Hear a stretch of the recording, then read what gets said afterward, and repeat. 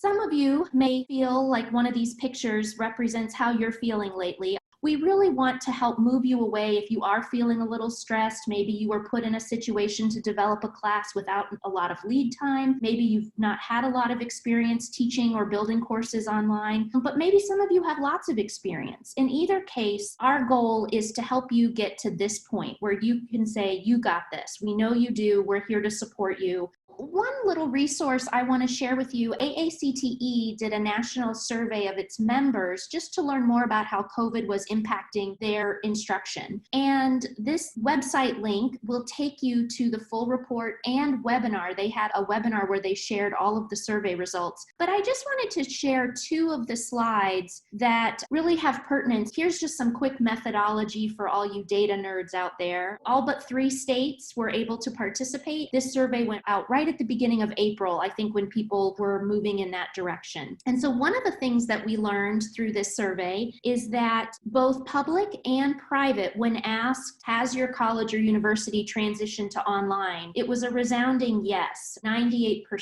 So we're talking about in the span of just a few months, almost all institutions had to move to this new format. Some institutions maybe were already on that path and had the support and the infrastructure, and some institutions were really starting from scratch in a matter of just weeks. One, I share this just so you can see that you're not alone in all of us wanting to improve our pedagogy and our practice. We're all out there together working on this. The other slide I wanted to share is that they asked what formats are different organizations using for their online instruction. And you can see the blue and the reddish bars stand for synchronous and asynchronous. So again, the vast majority of institutions were using some format of either fully synchronous or asynchronous online instruction. A small, a little less than 20% of institutions said that they were at least doing assignments online, but they maybe hadn't put formal instruction. And then about a third of people were relying on simulations. And so one of the things we'll be focusing a lot on, especially in light of these findings, is how to structure synchronous and asynchronous instruction, either in fully online classes or in some kind of hybrid model. In thinking about our topic, again, some people are more experienced, some people less. It's a little bit like a vocabulary soup. When we start to move into the online realm, there's all these terms that are thrown around and just some basic terminology. Some of these terms we can actually put on a continuum of modality. So on the left, you have fully face-to-face, or F2F, where you are meeting in a brick and mortar, that's another term they use, brick and mortar classroom. Everything is done in physical proximity to one another. And of course, students would have to be in that same geographic area in order to attend fully face-to-face.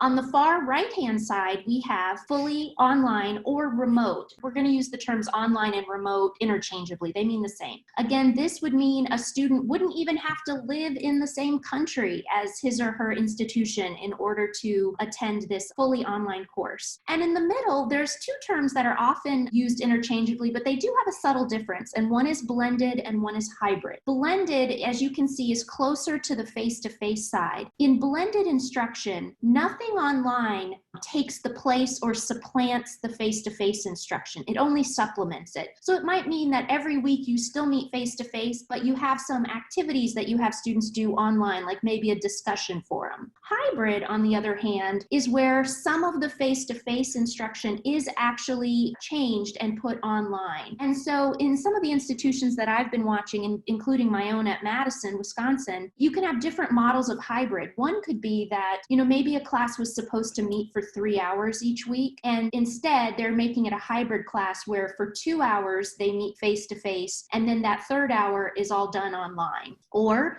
it might mean that, for the first 8 weeks of the semester, you meet face-to-face, and then you pivot and meet for fully online the rest of the semester. So those are 2 different models of hybrid. Your institutions may have a certain way that they use these terms. Now, one thing to note with the terms blended, hybrid, and fully fully online, these things can happen synchronously or asynchronously. And just briefly, synchronously would mean that everyone is online at the same time together. Asynchronous would mean that the activities can take place on a student's own terms in terms of not needing to be in the Zoom room at a specific day and time. There are disadvantages and advantages of doing things synchronously and asynchronously. Some of you may have some flexibility in how you do that in your courses. Some institutions will just tell you, nope, you must teach this course synchronously at this time. So we'll continue to explore those challenges. LMS stands for Learning Management System. I actually did a quick little check and saw that some of the most popular ones that universities are using right now are Canvas, Blackboard, Moodle, and D2L Brightspace. We won't necessarily have time to talk about each of these management systems in and of itself, but we'll talk collectively about features that all of them share that you can use regardless of which LMS you're using. You'll see I've circled the word module. In the online learning world, a module is basically the term for a contained learning segment that takes place through the learning management system. Here's a screenshot from one of my courses where you can see I made each week of the course its own module. It had its own topic and it took place in a weekly rhythm. So that's what we mean when we talk about a module. This is a rubric called Quality Matters. It's quality indicators for an online course in higher ed. Quality Matters is an organization that started with a group of institutions in Maryland. They basically, at the time that online instruction was really starting to come into its own in higher ed, wanted to develop a way to ensure quality of their courses. And so they created this consortium, and then they sought funding from the U.S. Department of Ed. And now that funding has ended, but they have moved on as their own organization, again called Quality Matters. They put out this rubric that you can go through and assess your own course to see, are you meeting the quality indicators of an online course? Some of the quality indicators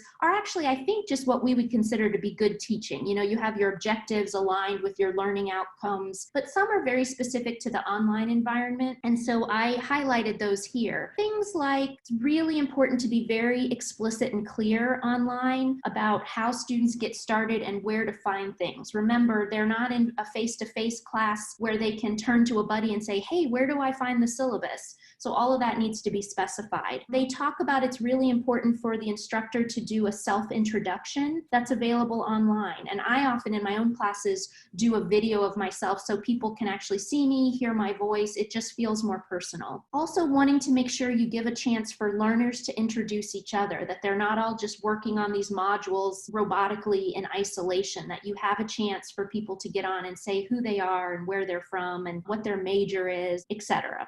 When we look at things around assessment and measurement, you want to make sure that there's multiple opportunities to track learning progress with timely feedback. I think we would hope to do that in face-to-face, but the timeliness of the feedback in the online world is really important because modules open and close so quickly, it seems. In terms of instructional materials, you know, in the online world, we have to think much more carefully about academic integrity and where we're getting information. Even things as simple as going to the internet and grabbing a picture from a website could actually be violating copyright use. And so we want to make sure that when we design courses, we're keeping all those kinds of ideas around permission of materials in the forefront of our mind. We want to make sure that how learners are supposed to interact in the class is clearly stated. Again, for years and years in K through 12, students have become accustomed to you come in, you sit down, you wait for instructions. Whereas in an online environment, you enter into this computer screen and you as the instructor need to make sure learners know what is their role and how should they interact within this space. And then finally, you know, you want to be using a variety of appropriate technology tools. We'll talk about that use of appropriateness in just a little bit. And also very important online is that you have in your syllabus or on your course, how do students go to get help in the IT realm? If they don't have the right browser, if they don't have the right applications or settings, how do they get help? Because again, the computer or the tablet is their primary mode of participation. So if they have a tech issue, where do they go to get that help. Particularly for our learners with disabilities, we need to keep those issues at the forefront of our mind. This is just some screenshots from the Quality Matters. I want you to know that it's more than just this rubric. It's basically professional development. There's a community you can join. Down here under the resources, they have a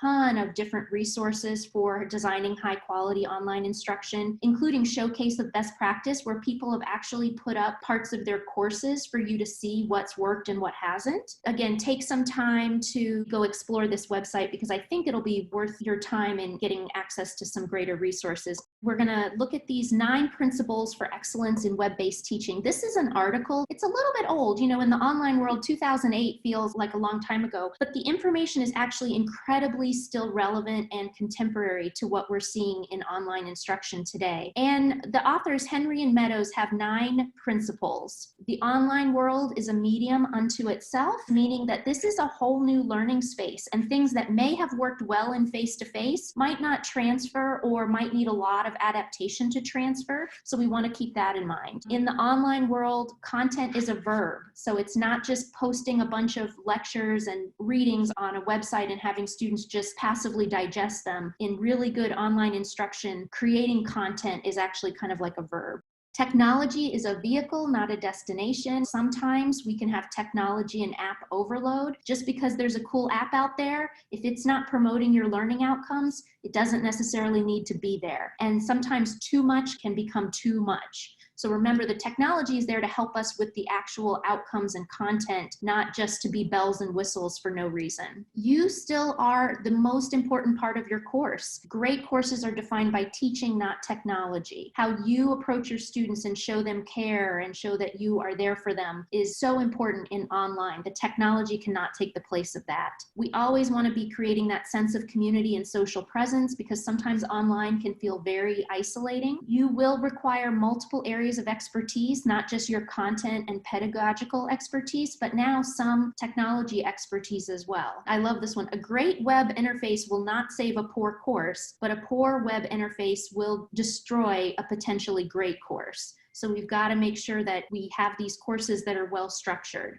Excellence comes from ongoing assessment and refining, and sometimes the little extras go a long way. Things like actually putting up videos of yourself talking rather than only typing announcements, having students put audio clips or video clips so you can see one another, sending personalized email messages to students, etc. These things that make them still feel connected to you. I just want to share 4 things to keep in mind as you're building or getting ready to launch your courses. One is consistency is key. I have found in the online world, the more that you can make sure your course has a predictable rhythm and structure for each module, the better. And that can be as specific as making sure your module opens on the same day and time every week, making sure it closes at the same time if you're closing it, making sure like all discussion posts are due Tuesday at 3 p.m. and it's the same every week. Otherwise, it's very easy for students to get lost in all the details. It's also helpful for you as the instructor to know, okay, all my discussion posts are going to be due on Tuesday. That means I need to allot Wednesday to look at them. Here's this great idea of less is more. Again, limit the number of new tools and apps. I know you can get out there and just get lost like Alice in Wonderland in a sea of cool technology, but especially make sure if any apps require students to sign up and have their own account or that require very particular operating systems, you want to make sure you don't limit people's accessibility to the course because you're throwing in all these extras. And again, if it's in there just because it's kind of cool, but it's not promoting the learning of the course, you should probably drop it. Time is of the essence. Be prepared to check email discussion boards very frequently. If you have modules set on a weekly basis, if a student asks a question about an assignment on Monday and you're not able to answer that email until Thursday, their whole week has just been destroyed in terms of them having time to work on assignments. So I always still check email, even teaching face-to-face, but I find I have to be so much more current with keeping up with students' questions, particularly if you're teaching asynchronously where you don't have that face-to-face time for students to answer questions. And then finally, just keep in mind, the more explicit and detailed you make your course up front, hopefully the less questions you'll be fielding later on. So make sure you explain, and have examples. I often do this where even one of my discussion forums is the question page, where if a student has a question that pertains to the whole class, instead of emailing me, I tell them to post it to the discussion forum, then I answer it. And that way, that question and answer is then available for everyone. I have taught an online class of upwards of 100 students, and so to not have to answer the same email 100 times really is a lifesaver.